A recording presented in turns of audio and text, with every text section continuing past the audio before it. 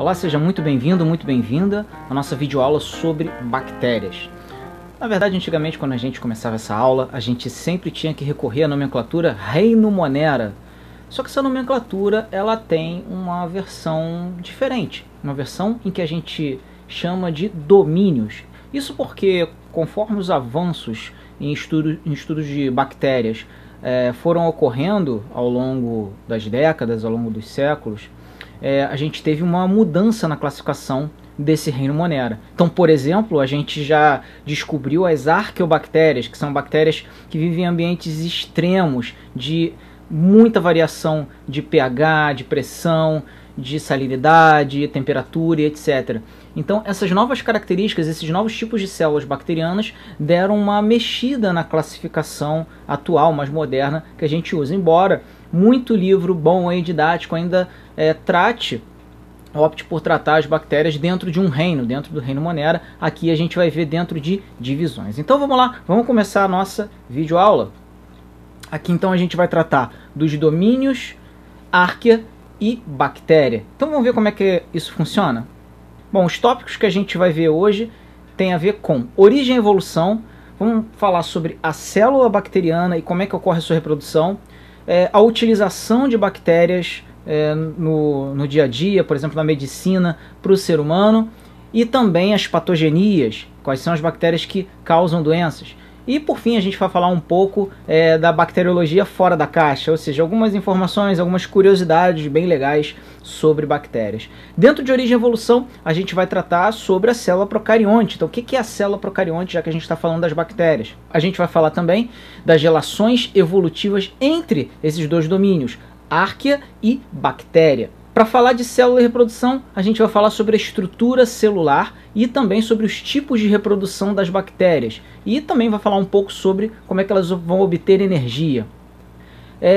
Para falar da utilização no cotidiano e as bactérias que causam doenças, a gente vai falar como é que elas são utilizadas e que doenças elas podem causar e quais bactérias são os agentes causadores de suas respectivas doenças. Ok? Então vamos lá, pessoal. Bom, para começar, a gente estava falando que reino Monera, então, é dividido em alguns grupos. A gente pode dizer que o reino Monera é composto pelas bactérias, pelas cianobactérias e pelos micoplasma. Ou, se a gente quiser portuguesar, bactérias, cianobactérias e micoplasmas. São grupos diferentes de células aí. A gente pode pensar assim, poxa, mas reino Monera, sempre que eu falava disso, eu lembrava de bactéria. Ué, mas aí cianobactéria e micoplasma, então, não são do reino Monera, porque eu não chamo de bactéria? São do reino Monera, ou seja, são grupos que se divergiram dentro desse reino Monera que a gente chama, tá? Mas são células do tipo bacterianas mesmo. Então vamos lá, vamos falar um pouco sobre esses grupos aí. Para começar, vamos falar desse grande grupo arquea, e eu tenho aqui para mostrar para vocês essa localidade, que é o Morning Glory Pool. O que é isso? Vocês estão vendo aí o Morning Glory Pool se movimentando aí na animação. O que é isso então? Bem aportuguesando, bem mal traduzindo, seria a piscina da manhã gloriosa. É uma piscina mesmo, né? Um poço que fica no Parque Yellowstone, nos Estados Unidos, e tem uma característica bem interessante. Isso é um poço hidrotérmico, ou seja, a temperatura dentro dessa água aqui é bem alta. E aí o que acontece? Você a princípio pensa, então não tem nenhum ser vivo morando lá. E tem essas tais arqueobactérias, que são extremófilas, que vivem em ambientes muito difíceis, muito extremos em relação às bactérias comuns que a gente conhece por aí. Além desse lugar aí, a gente encontra também bactérias extremófilas, ou seja, as arqueobactérias, em fossas hidrotermais. O que é isso? São ambientes a 5, 6 quilômetros de profundidade, submarinos, onde você tem vulcões em atividade. Então o vulcão está expelindo lava lá embaixo, a 5, 6 mil metros de profundidade. Claro que essa água que está em volta, ela está fervendo, está em ebulição, e já foi medido com super termômetros em submarinos que aguentam essa pressão, a temperatura dessas localidades passa de 400 graus Celsius.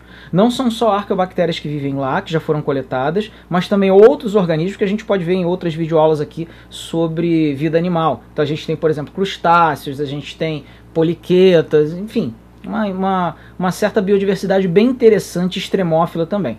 Bom, então lá estão essas bactérias vivendo em fossas hidrotérmicas, então também vivendo em ambientes muito extremos.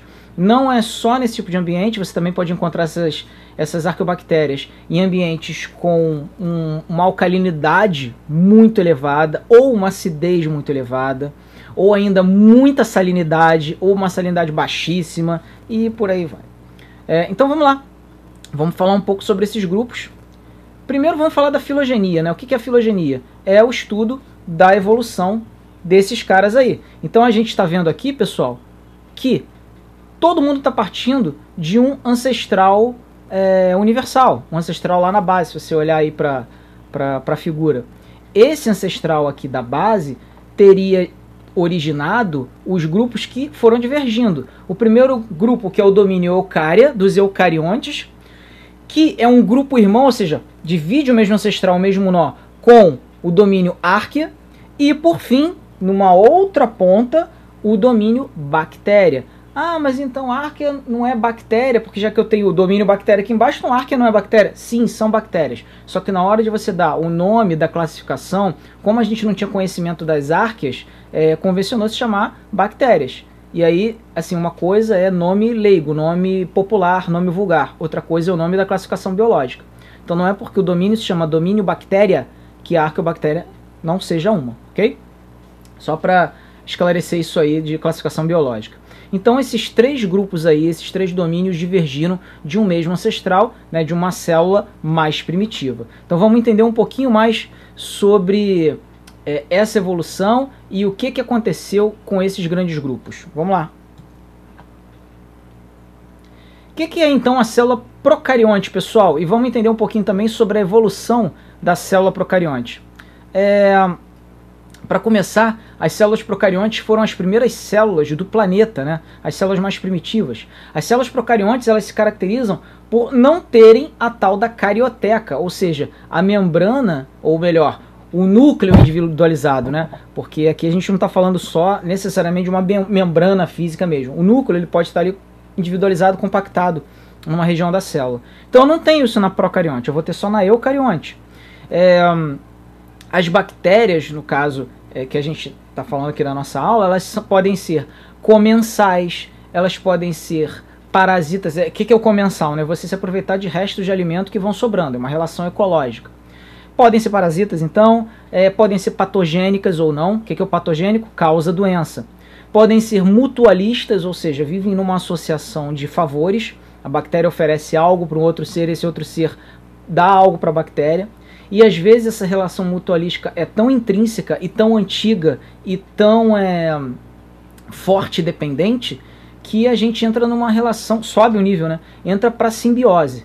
É mais ou menos, bem mal comparando, como se o mutualismo fosse a ficadinha. Estão ficando. E a simbiose seria o namoro, o casamento, já está ali junto, tá uma relação assim muito intrínseca, muito apegada, em que um acaba trabalhando com o outro. Só que ainda no nível mais elevado você pensar na simbiose, né? Porque num determinado momento, por exemplo, a origem das mitocôndrias é endossimbiótica. Então eu tenho uma bactéria que invade uma determinada célula e começa a haver uma troca. Olha, eu dou energia para você, eu faço toda a energia que você precisa para funcionar, em troca você me dá teu maquinário, tuas máquinas, tuas outras organelas, você me dá matéria-prima para eu poder trabalhar para você. Então aquilo acaba sendo uma troca. Daí o mutualismo não, a simbiose. As bactérias também têm um importante papel decompositor. Então isso é muito interessante se você pensar na lei de Lavoisier, né? Na natureza nada se perde, nada se cria, tudo se transforma. Parece um clichê da biologia, mas tem muito a ver se você olhar essa frase aqui, ó. A bactéria decompõe átomos, decompõe moléculas. Então na natureza nada se perde. Eu não decomponho e aquilo ali vai para o espaço sideral, nunca mais vai existir. Nada se cria. Eu não vou fazer um outro ser criando novos átomos. Eu vou ter que trabalhar com o que está aqui na Terra. Tudo se transforma, então eu vou ressignificar aqueles átomos que a bactéria está decompondo, e os mesmos átomos que a bactéria decompôs hoje, por exemplo, sei lá, um cadáver, por exemplo, ou os átomos que estão numa rocha, um dia vão compor o cocô, um dia vão compor os seus neurônios. Talvez os átomos que estão hoje no seu corpo já fizeram parte de uma árvore, já tenham feito parte de uma rocha, já tenham feito parte da areia do deserto do Saara, sei lá. Claro que a gente tem um aporte de novos elementos atômicos, novas moléculas, com chuvas de meteoros, por exemplo. Sim, tem origem exógena. Mas mesmo assim, o princípio é que no universo nada se cria, nada se perde, tudo se transforma. A gente já tem tudo aquilo ali, só está trocando de lugar, né? Só está vindo um meteoro com novas moléculas, por exemplo, para a gente, mas aquilo ali já existe em outro lugar, né? Não foi criado nada. A partir do momento que você crê que isso foi plim, apareceu, aí a gente entra numa outra seara, que é a do criacionismo. Aí já é uma aula um pouquinho mais polêmica, e aí já não é papo aqui pra gente. As bactérias também podem ser heterotróficas ou autotróficas, ou fazerem a mesma coisa, ou seja, ser facultativo. Num determinado momento que está muito hostil para eu fazer uma fotossíntese, ou uma quimiossíntese, ou uma termossíntese, eu vou partir para me alimentar, vou caçar. Vou procurar um protozoário para comer, vou procurar uma outra bactéria para me alimentar, ou restos de matéria orgânica, eu vou fazer isso, tá? Então tem algumas bactérias que são facultativas. A gente tem então para a produção de energia, né, de matéria orgânica, a gente pode ser foto, químio ou termototrófico para as bactérias. Fototrófico quer dizer que o catalisador vai ser a energia luminosa.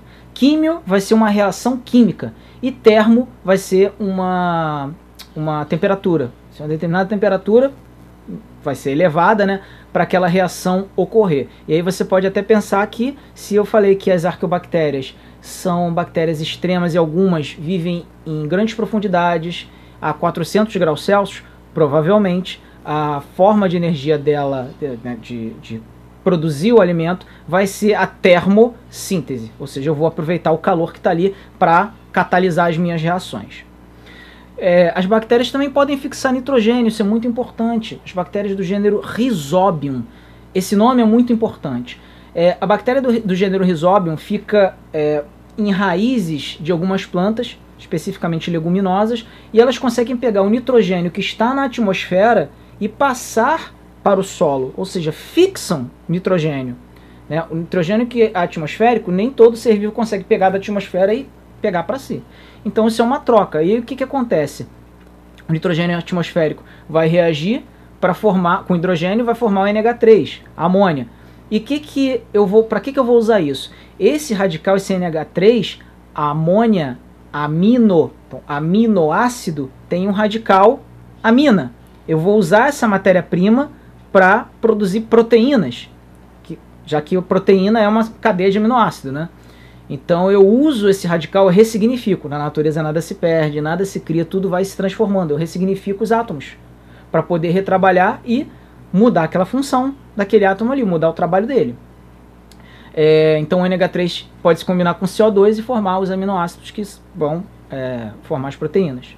E também as bactérias produzem alimentos, a gente vai ver mais para o final. Eu posso usar como bioinseticida, ou seja, eu posso matar insetos, controlar pragas, usando as bactérias.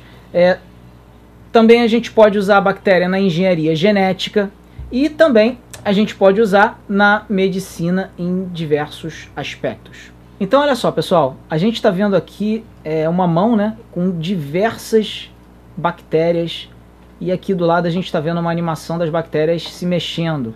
Nas nossas mãos existem milhões de bactérias, o nosso corpo tem milhões de bactérias, né?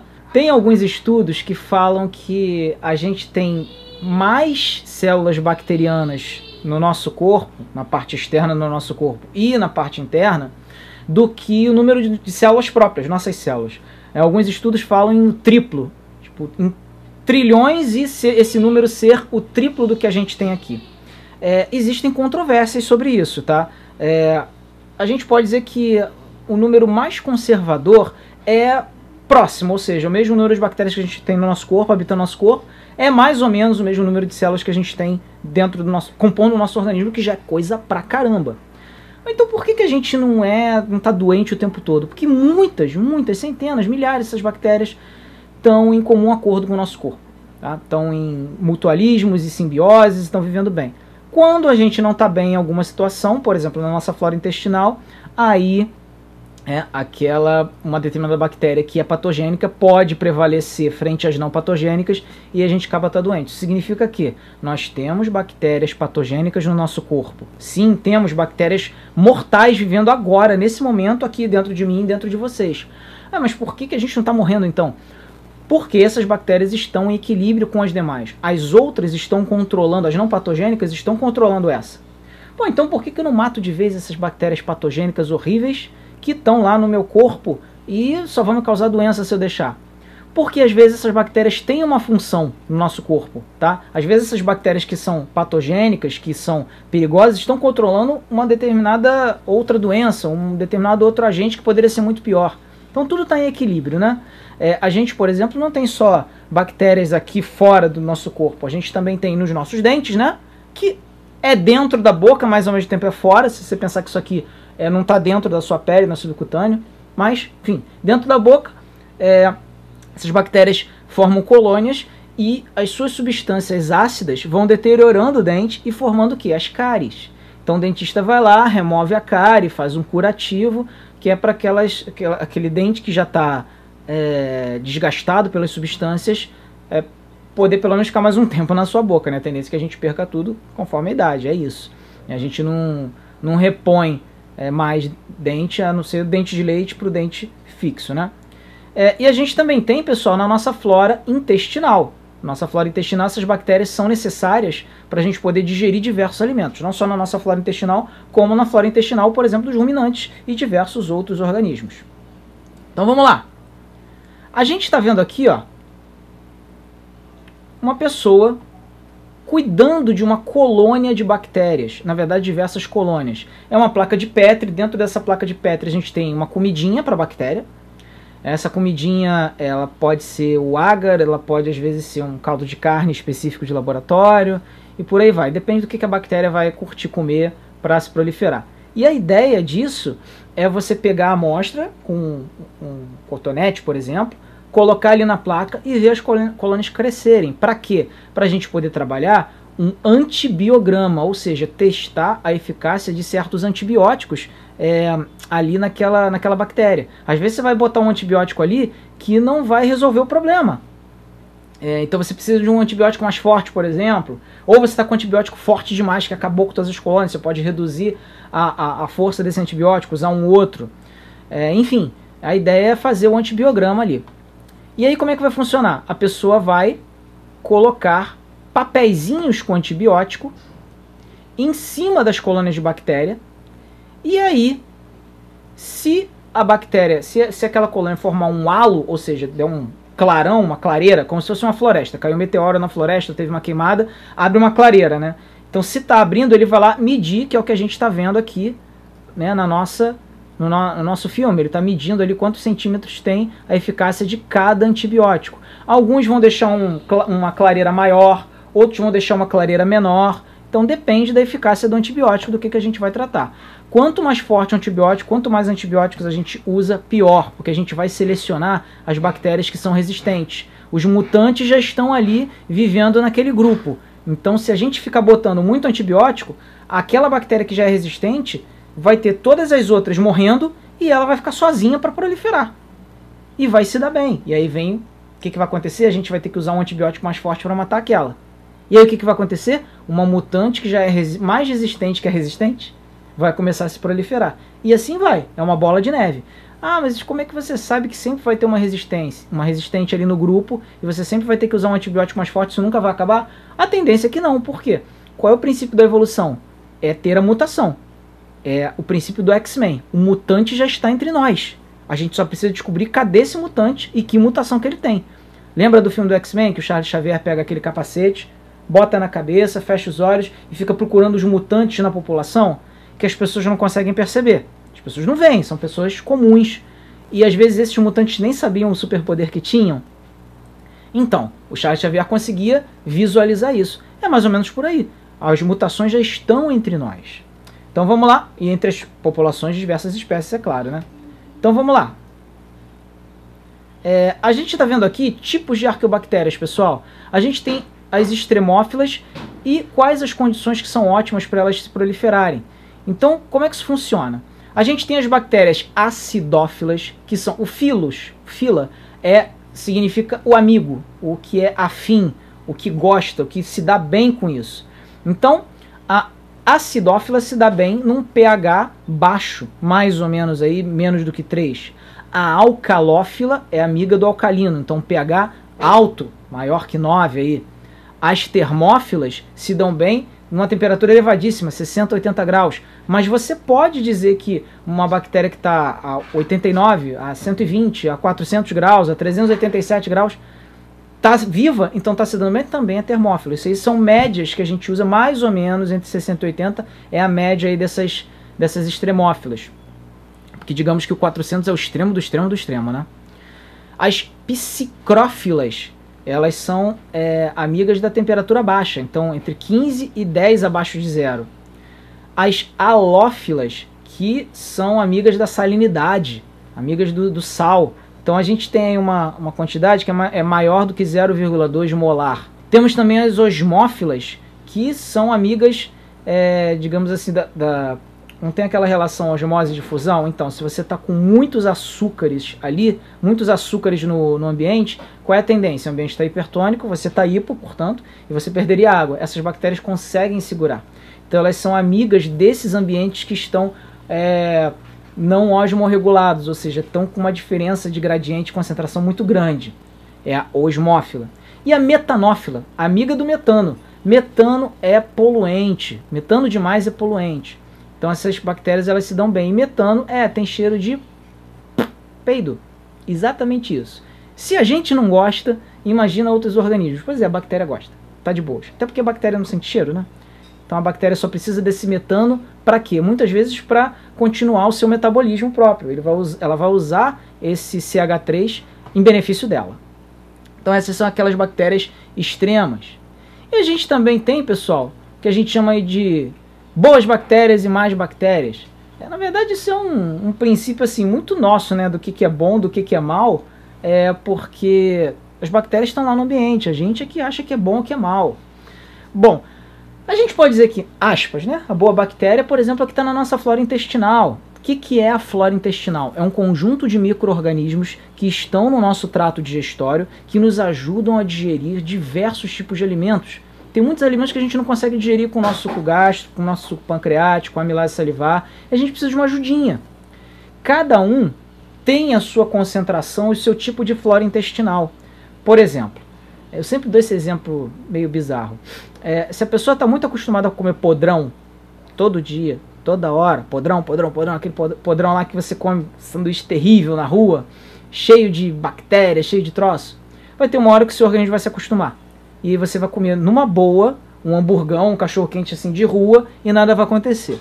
Mas se você pega uma pessoa que costuma comer saudavelmente, não precisa ser vegetariano, vegano, nada disso. Pessoa que come assim, sabe distribuir bem o seu prato, tem um acompanhamento nutricional, etc. Dá um podrão para essa pessoa, ela vai passar mal. O que vai acontecer ali é que a flora intestinal dela não vai conseguir digerir todas as substâncias, inclusive bactérias, que vêm lá junto do teu hamburgão. E aí ela vai precisar de um tempo para recolocar aquela flora intestinal de uma forma que ela consiga digerir outros tipos de alimento. Então, você é o que você come. O que isso significa? Significa que se você come muita porcaria, a sua flora intestinal vai responder dessa forma. A sua flora intestinal vai se desenvolver de um determinado jeito. Se você come de uma maneira mais equilibrada, a sua flora intestinal vai ser outra. Porque o que você está comendo é o que você está dando para suas bactérias. Então você é o que você come, certo? É claro que a gente não vai entrar em assuntos polêmicos de vegetarianismo e veganismo, porque isso aí a gente precisa discutir também a questão evolutiva, né? Porque já está comprovado que comer carne foi fundamental para a evolução da inteligência humana. Mas, por outro lado, também está comprovado que comer carboidratos, ou seja, ser um pouco mais vegetariano, talvez ligeiramente vegano, né? Dependendo, também foi fundamental para o desenvolvimento das circunvoluções do cérebro, ou seja, o que levou à nossa inteligência humana. Então, não vamos entrar nessa polêmica, mas a gente pode dizer que a nossa flora intestinal ela tem muito a ver com aquilo que a gente come. E se alguma bactéria da nossa flora intestinal entra em desequilíbrio, pode ser que uma patogenia apareça. As infecções alimentares, por exemplo, muitas aparecem assim, certo? Aquele seu hamburgão bacana, opa, deixa eu mudar aqui, aquele seu hamburgão bacana, né, do fim de semana, pessoal aí que antes da quarentena é pra Lapa e afins, comeu podrão de esquina, tá cheio de bactéria. Agora se seu corpo vai conseguir digerir isso ou não, aí depende muito da sua flora intestinal. Tem que tomar muito cuidado com esse sanduíche, com essas comidas de rua, porque realmente pode ter alguma bactéria ali patogênica perigosa, então toma muito cuidado com isso, né? Não é o ideal, mas só cuidado. E aqui a gente tem até, ó, na salada, também temos bactérias misturadas ali na salada, né? Bactérias que muitas não vão te fazer mal nenhum, outras, dependendo do que estão fazendo ali, né? Podem te causar alguma infecção, ok? Vamos olhar um pouquinho sobre a estrutura da célula bacteriana? Então vamos lá. O que a gente está vendo aqui, pessoal, é a estrutura celular. A maioria das bactérias tem parede celular, então uma camada a mais além da membrana plasmática. Membrana plasmática, bicamada de fosfolipídios. Parede celular é outra estrutura, ok? Temos um citoplasma com DNA, com ribossomos, e aí atenção para as bactérias, o único tipo de organela que a gente tem na bactéria é o ribossomo, que é extremamente importante você pensar bem. Se você pudesse eliminar todas as suas organelas das células, com uma você precisa ficar, que é o ribossomo. O ribossomo é aquela organela responsável por produzir proteínas. Proteína está na célula inteira. Até um vírus tem estrutura proteica no seu capsídeo, né? Então, qualquer estrutura que vai carregar um DNA, que vai tentar viver, que se preze, precisa produzir suas próprias proteínas. Então, o ribossomo é a organela da bactéria. E também tem o glicogênio granulado. Esse glicogênio aí que está espalhado na célula, ele vai ser uma reserva para a bactéria, né? Temos também aqui dois tipos de DNA, né? O DNA circular e os plasmídios. O plasmídio é um DNA que é esse aqui que a gente está vendo embaixo, né, do lado direito aqui no slide. É um DNA circular, que é aquele que a gente usa na engenharia genética. A gente não usa o DNA grandão, o DNA circular grandão. O plasmídio ele traz pequenos trechinhos do DNA da bactéria. Voltando àquela analogia do livro de receitas, é como se você tivesse vários bilhetinhos com resuminhos, com pedacinhos da sua receita de bolo. Tá? Então, por exemplo, como se você tivesse post-it da receita. A receita grandona do DNA circular, e você tem alguns post-its de plasmídio do tipo, não esqueça de acrescentar o fermento, ou não esqueça de mexer bem e bater na batedeira, ou então passe no mercado e compre essa lista aqui para você poder fazer o seu bolo. Então são pequenos trechinhos, né? E são importantíssimos para a engenharia genética porque são trechos cuja manipulação é bem mais fácil. E aqui, né, a gente tem também as estruturas de locomoção e ancoragem da bactéria. O que é isso? Nós temos flagelos, né, que são essas estruturas aqui que parecem um chicote, que são para locomoção, e nós temos também as fímbrias, que são esses cabelinhos saindo aí, do lado esquerdo a gente está vendo os pili, né? É como se fossem pelinhos. A função dessas estruturas é adesão. A bactéria precisa se ancorar onde ela está, senão ela vai sair mesmo escorregando para outro lugar, aí vai ser levada para uma corrente sanguínea ou por algum líquido interno e vai embora e não vai conseguir ficar ali onde ela precisa ficar. Reprodução, pessoal. Aqui tem um ponto muito importante para a gente falar, que é muito livro didático confunde reprodução com troca de material genético. Tá? Trocar material genético, eu posso trocar material genético como ser vivo e não me reproduzir depois. Só troquei, peguei para mim. O que bactérias podem fazer isso, né? Ou eu posso me reproduzir mesmo, entrar em mitose, me dividir. Aí olha só o pulo do gato nessa história aqui.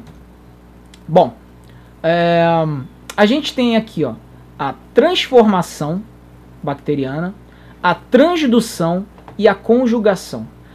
Na realidade, a reprodução bacteriana ela vai se dar pela mitose. Uma célula vai se dividir em duas. Mas a gente tem algumas coisas acontecendo na bactéria que pode rolar antes dessa mitose ocorrer, que é mexer no DNA dela. A transformação é quando uma bactéria ela pega um pedaço do DNA de alguma outra bactéria, por exemplo, tá? Então ela pode, por exemplo, absorver, tem uma bactéria, por exemplo, está morta, aí tem lá os seus plasmídios boiando, seu DNA circular lá todo fragmentado, e vem uma bactéria viva e engloba, se alimenta de pedaços da membrana plasmática, se alimenta daqueles grânulos de glicogênio, e aí sobra o quê? Tem uns trechinhos de DNA. Essa bactéria pega para ela e pode incorporar o seu DNA. Mais ou menos, voltando à analogia da receita de bolo, estou lá andando com o meu livro de receitas, e aí de repente eu acho na rua uma observação sobre um bolo assim maravilhoso em que você tem que usar um elemento secreto que você não sabia. Aí você vai pegar aquele bilhete caído, nossa, alguém deixou isso aqui cair, um pedaço rasgado de um outro livro de receitas que eu não conhecia. Eu vou pegar e vou botar dentro do meu livro de receitas. A partir dali, eu vou fazer um bolo secreto. Eu vou fazer um bolo que tem uma informação que eu não tinha antes, ou seja, eu absorvi de outro ser, de outro lugar. A segunda possibilidade que a gente tem é um vírus infectar uma bactéria, e a gente chama de vírus bacteriófago, ou vírus que, fagos, ele vai se alimentar da bactéria. Na verdade, ele vai infectar a bactéria e para poder sobreviver, poder se reproduzir lá dentro. Se de repente ele injeta o seu material genético, aquele material genético vai para o DNA da bactéria e fica ali, de repente aquele vírus morre, vai embora, a bactéria sobrevive, ela vai se reproduzir depois com aquele trechinho do vírus. E aí é na sorte. A gente não sabe o que aquele trecho do vírus vai trazer para a bactéria. Pode trazer qualquer coisa, pode trazer a morte, ou pode trazer uma característica muito bacana que vai ser fundamental para a bactéria se reproduzir. E uma terceira forma de transferência de genes é a conjugação, em que a bactéria vai fazer uma ponte citoplasmática, uma ponte, e aí, através daquela ponte, daquele túnel, duas bactérias vão trocar pedacinhos de DNA, trocar figurinha. Voltando para a analogia do livro de receitas, eu vou lá, vou com um amigo, olha, pega aqui um post-it, por exemplo, lembra do plasmídio, que é um post-it de DNA? Pega esse post-it aqui, você me dá um também, a gente troca uma informação bacana aqui de receita. Então isso é transferência de genes. Não necessariamente eu fiz a conjugação, recebi um DNA de transdução, ou fui transformada porque eu englobei um DNA, não necessariamente eu vou me reproduzir depois. Provavelmente isso vai acontecer? Sim. Mas isso ainda não é reprodução, isso é transferência de genes. A reprodução mesmo vai ocorrer por mitose. Uma diferença bem interessante entre as bactérias gram-positivo e gram-negativo está na maior resistência que elas têm a determinados antibióticos. E por que isso? A bactéria que a gente está vendo aqui do esquerdo, que está em roxo, ela é a gram-positivo. Uma característica bastante interessante que diferencia as bactérias gram-positivas das gram-negativas está na sua parede, ou seja, está na sua proteção celular. A gram-positiva, ou melhor, a gram-negativa, ela não consegue fixar esse corante violeta que a gram-positiva consegue. E daí, o que eu tenho a ver com isso? Bom, a gram-negativa, ela tem uma camada que a gente está vendo aqui, ó, no slide. A gente está vendo membrana externa, membrana interna, que é a bicamada de fosfolipídios, e a gente está vendo uma camada de peptidoglicano. Essa camada de peptidoglicano aqui, na bactéria gram-negativa, é mais fina, e na gram-positiva ela é mais grossa. Significa o seguinte, na gram-positiva eu tenho uma barreira muito mais espessa desse peptidoglicano que vai dificultar ainda mais a passagem de substâncias antibióticas. Então a bactéria ela vai ter uma proteçãozinha a mais contra um antibiótico.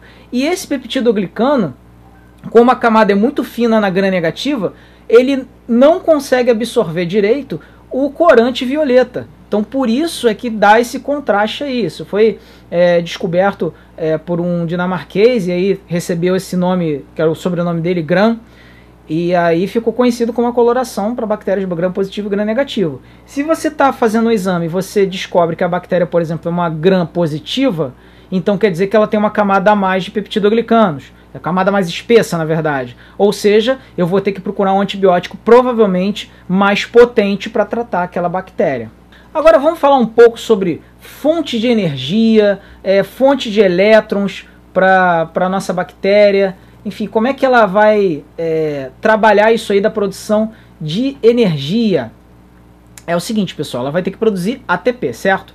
Então ela vai precisar de algumas coisas, alguns ingredientes. vai precisar de uma fonte de energia, vai precisar de uma fonte de elétrons, vai precisar de uma fonte de carbono, e aí sim a gente vai poder classificar o tipo de nutrição dessa bactéria. Então vamos lá. Em relação à fonte de energia, a gente pode ter, por exemplo, aqui a luz ou substâncias químicas. Lembra que luz é fototrófica e química é quimiotrófica, trófos de produzir o alimento, né? Qual será a fonte de elétrons da fototrófica, ou seja, daquela que aproveita a luz? É a matéria orgânica. Pode ser a matéria orgânica, né? Aí a gente vai dar um outro nome que é a organotrófica. Eu vou usar a matéria orgânica como fonte. Ou eu posso usar a fonte inorgânica, a fonte litotrófica. Litos quer dizer rocha. Então eu vou tirar como fonte de elétrons para poder fazer todo o meu ciclo de produção de energia de rochas, por exemplo, aquelas bactérias que vivem incrustadas ali tirando energia, né, dessas rochas.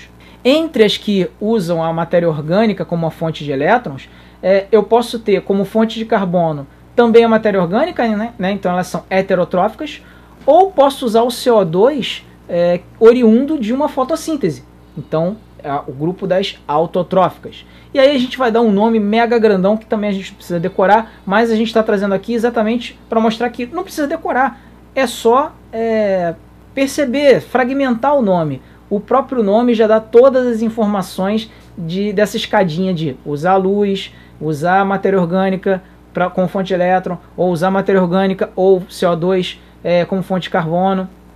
O tipo de nutrição desses caras vai ser foto-organo heterotrófica. Ou seja, eu vou juntar todos os pedacinhos. Foto da luz, organo, da matéria orgânica que eu vou tirar a fonte de elétrons, hetero, ou seja, eu sou uma heterotrófica, eu uso a matéria orgânica como fonte de carbono, trófica.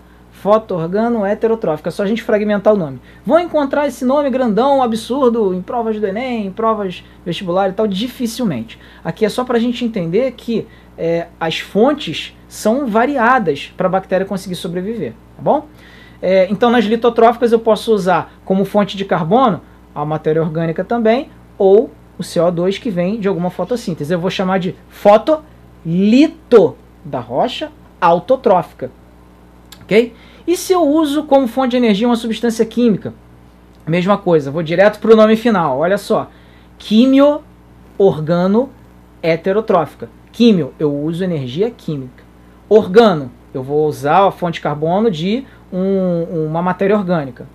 Heterotrófico, então eu sou heterotrófico, eu não tirei nada de uma reação de fotossíntese, ok? Então, só para a gente saber que tem várias formas da bactéria conseguir produzir a sua energia aqui, e aqui a gente está exatamente nessa animação mostrando as moléculas, né? GTP, ATP, etc., que são aquelas moedas, né, de energia. Vamos lá. As bactérias patogênicas, pessoal, quais são as principais, o que a gente tem aí de mais importante, né? Para começar, a gente sempre ouve falar aí na televisão alguns nomes que estão no meio da notícia e às vezes a gente não para perceber que aquilo tem a ver com a classificação da bactéria. Quando a gente fala, por exemplo, coco, diplococo, um coco é uma bolota de bactéria. Essas bactérias elas podem estar organizadas de diversas formas. Uma do lado da outra, em duplinhas, aí é o diplococo. Pode estar organizada, por exemplo, um diplococo encapsulado, tem uma cápsula em volta. E aí eu posso ser um estafilococo. O estafilococo é formato de cacho de uva, elas se agrupam em cachos de uva.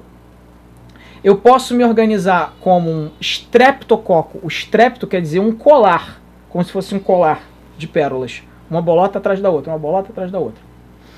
Eu posso ser uma sarcina, que são tétrades, ou seja, 4 bolotas agrupadas, mas a gente está vendo aqui uma organização até 3D, né? Ou propriamente a tétrada. Então eu tenho várias formas aí de organizar minha bactéria. E algumas doenças principais aí que a gente vê bastante em concursos, Enem, vestibulares, e também do nosso dia a dia, né? Da nossa vida prática. Nós temos aí, por exemplo, o botulismo, que é causado pelo Clostridium botulinum. Aliás, o botulismo, né, Por isso que a gente tem sempre que ficar de olho nas latas, nas embalagens que estão inchadas, porque se está inchado pode ter uma bactéria ali que está fazendo fazendo respiração, está fazendo fermentação ali, e aí o que acontece? Produz gases e estufa a lata. Se for uma Clostridium botulinum ali, você pode acabar ingerindo no alimento a toxina botulínica. A toxina botulínica é a mesma usada para o Botox, tá? A ideia do Botox é o quê? Você injetar a toxina e você matar aquelas células que estão ali. Por isso que estica, né? Por isso tem tanto modelo aí fazendo Botox. Temos a leptospirose, causada pela Leptospira interrogans. É aquela doença, todo mundo fala, o xixi do rato. Então, essa aí. Temos a clamidiose. A clamídia ela pode ser transmitida, inclusive, sexualmente, né? Quem causa é a Chlamydia trachomatis. Nós temos, entre as meningites, a gente tem meningites causadas por vários fatores, tá? Uma das meningites, na verdade não é só uma, mas essa meningite aqui que eu tenho para te mostrar, que é a meningite meningocócica, é causada por uma bactéria. Essa aqui é a Neisseria meningitidis. Temos também o vibrião da cólera, que é passado na água contaminada, é o Vibrio cholerae, né? Aliás, até está faltando aqui no gráficozinho a forma de vibrião, que é uma forma, parece um feijãozinho. Temos a salmonelose. Pegou salmonela. Então, a salmonela é uma bactéria perigosíssima que pode levar à morte. Pode estar em alimentos contaminados, por exemplo. Furúnculo. Quem já teve furúnculo teve uma bactéria específica chamada Staphylococcus aureus. Staphylococcus, portanto, a gente está vendo aqui no gráfico, ela é uma bactéria que se agrupa em cacho de uva. E o Staphylococcus aureus, do furúnculo, ele se difere, por exemplo, de uma espinha comum, né, que a pessoa vai lá e espreme, não deve espremer, porque é muito perigoso isso. Pode ir para a corrente sanguínea, pode, em vez de sair, entrar mais. Muito cuidado. O Staphylococcus aureus, ele é uma bactéria que se encapsula, então ele cria uma capa em volta dele. Por isso, é tão difícil tirar. E quando sai, por exemplo, uma cirurgia, você vai no médico, o médico vai lá tomar todos os cuidados de anestesia, bisturi, etc. Você não deve fazer isso em casa, né? Sai um pedação grandão. O grupo de bactérias todo encapsulado. E você pode pegar o furúnculo por superfícies contaminadas, por exemplo, né? Tatames da vida, academias que não higienizam, isso aí acontece às vezes, chão, etc. Sífilis, que também é uma doença sexualmente transmissível, causada pelo Treponema pallidum. Treponema pallidum. A gonorreia, também sexualmente transmissível, da Neisseria gonorrhoeae. Opa! Nota que é o mesmo gênero, inclusive, gênero, não espécie, que causa meningite, né? Curiosamente vai causar gonorreia. O tétano, que a gente toma vacina, que é do Clostridium tetani. A hanseníase, que é conhecida historicamente como a lepra, né? Causada pelo Mycobacterium lepre. E também a tuberculose, que é uma doença do trato respiratório, que é causada pela Mycobacterium tuberculose. A gente não vai entrar a fundo aqui nessas doenças, a gente deixa isso para uma outra videoaula, mas a gente está aqui apresentando algumas porque é importante. Muita gente confunde com as doenças causadas por vírus ou às vezes até protozoários. Então é importante a gente saber a diferença, até porque se a gente está com uma virose, por exemplo, e está confundindo as doenças, acho que é um vírus, é uma bactéria, virose não é tratado por antibiótico. Antibiótico só mata bactéria, né? Então não adianta o médico dizer lá, é virose. Pode ser uma bacteriose, pode ser uma protozoose. Se não tiver exame, não tiver um diagnóstico mínimo ali, fica complicado, né? E aí, por fim, a gente está falando aqui, está mostrando algumas bactérias muito importantes para o nosso dia a dia. A gente tem aqui, por exemplo, os lactobacilos, né? Lactobacillus casei xirota em cada frasquinho. Yakult, né? Que são leites fermentados, por exemplo. Os lactobacilos são bacilos do leite. E os streptococcus, mas os streptococcus aureus, você falou que causa o furúnculo, não é ruim, tem alguns streptococcus de laticínios que nos ajudam a produzir alimentos. E nós temos também aqui, o que eu falei no início, as Rhizobium, que são bactérias que se associam às raízes para poder fixar o nitrogênio da atmosfera na raiz e isso poder conferir uma fonte de matéria-prima e de proteínas a mais para o solo e para a planta. Se você planta um vegetal que não é uma leguminosa, que só tira o nitrogênio do solo para fazer proteína para ele, sim, vegetais têm proteína, e daí a briga aí dos veganos, né, que falam que, olha, é possível conseguir toda a proteína necessária através de vegetais e tal. Isso é uma discussão grande, a gente não vai entrar aqui, mas é verdade que vegetais têm proteínas. Então se você planta uma não leguminosa, o vegetal só vai extrair o nitrogênio do solo e vai usar para fazer aminoácidos e proteínas. Eu preciso repor esse nitrogênio plantando uma leguminosa. A leguminosa vai entrar no solo e aí as bactérias vão se associar e a bactéria vai devolver esse nitrogênio para o solo, tirando da atmosfera, né? Isso é a rotação de culturas. É você mudar, não ficar só numa monocultura plantando uma coisa só, porque vai degradar o solo. E finalmente, pessoal, a gente tem aqui para mostrar para vocês um tipo de bactéria bem curiosa, bem fora da caixa, que ajuda em derramamento de petróleo. Qual é a ideia dela? Aqui a gente está vendo uma imagem, né, de uma área poluída com muita mancha de óleo, e aí a gente tem aqui essa bactériazinha que essa bactéria ela metaboliza o contaminante orgânico, ou seja, ela vai engolfar, vai englobar o óleo que está ali, vai digerir o contaminante e vai converter esse contaminante em gases inócuos, ou seja, em gases que não vão fazer mal para a gente ou para a atmosfera. Então a bactéria engloba o óleo e aí o que ela vai liberar? CO2 e água. Tranquilo para a atmosfera, né, para o ambiente. Então você está transformando, ressignificando aqueles átomos da poluição e mandando para fora. Claro que isso não é tão simples assim, né? Parece até que então é só jogar essas bactérias lá e pronto, tá salvo o mundo dos derramamentos de óleo. Você precisa de uma quantidade absurda, e se você tem um derramamento de óleo muito severo, você não vai ter tempo para aquelas bactérias atuarem. Isso se chama biorremediação. Eu vou remediar através de um agente biológico. Então não vai ser tão fácil assim, você precisa de muitos estudos para descobrir a quantidade de bactérias ideal, para você poder ter um tempo de mitigar aquele problema, de você reduzir o problema que é maior do que simplesmente jogar uma bactéria que se vira e resolve aí, né? Na verdade a gente tem que tratar do cara do navio lá que derramou aquele petróleo. Ok, pessoal? Então a gente fica por aqui nessa videoaula curtinha, bem resumida sobre os domínios desse reino, né, que a gente chama em alguns livros didáticos aí de reino Monera, e que a gente está chamando de domínios, né? Então espero que tenha sido útil aí essa videoaula. Se você tem alguma dúvida, pode fazer aqui nos comentários, e também não se esquece de se inscrever no nosso canal aí para dar aquela força para a gente produzir mais videoaulas para ajudar vocês, tá bom? Um abraço, pessoal! Até o próximo vídeo, assistam os outros, hein?